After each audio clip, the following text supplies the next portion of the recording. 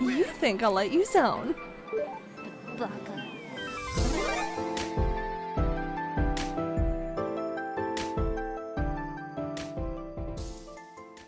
In part 2 of Webs of Wakanda, Miles seeks to commune with Bast with the help of T'Challa and Shuri for the cure to his vampirism. Will the goddess be willing to help the young spider, or will she turn him away because he's an outsider with no connection to her? Let's find out. Shuri asks what her brother and Spider-Man are doing at the Soul Tree. T'Challa was hoping that Bast could cure him as well, like she did him before, because this sickness is a spiritual one.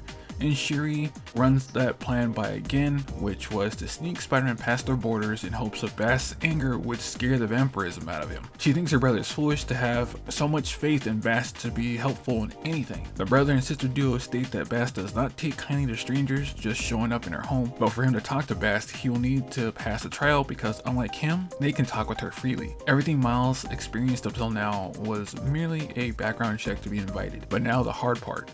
A trial to see if you are worth a goddess's time and help. The key they took isn't an actual key, but a piece of the heart-shaped herb, and Shuri says for an outsider to even take this, the royal family must have really like you for some reason.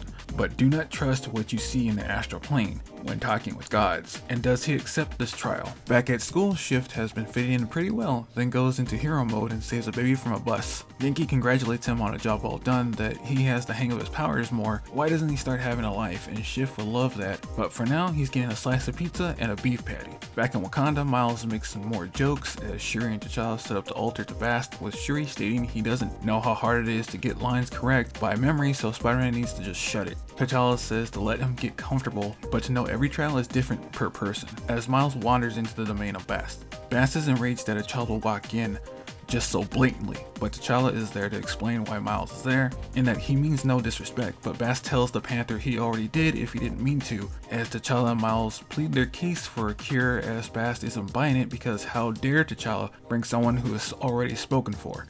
A Nazi tells his sister to forgive them because how would they know that this one is spoken for by a Nazi? While the siblings bicker, T'Challa tells Miles why didn't he tell him that the spider god cleaned him already, and Miles didn't know either. A Nazi tells Bast that they have to save his herald or they will be lost to this vampirism eventually. Bast doesn't need a lecture.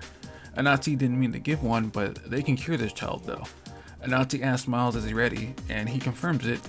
The trial is simple. Give a Nazi a good story, to which it is to defeat the Black Panther for the cure as the comic ends. I love this issue not only for the small Shift adventure with Yankee it had, but we got to see a Nazi again who is the god of spiders and stories. Plus every spider person in the multiverse is a champion, but of course he wants a personal herald. Bast warns Miles that trusting the trickster god will have its own price to pay for the half-truths he spins.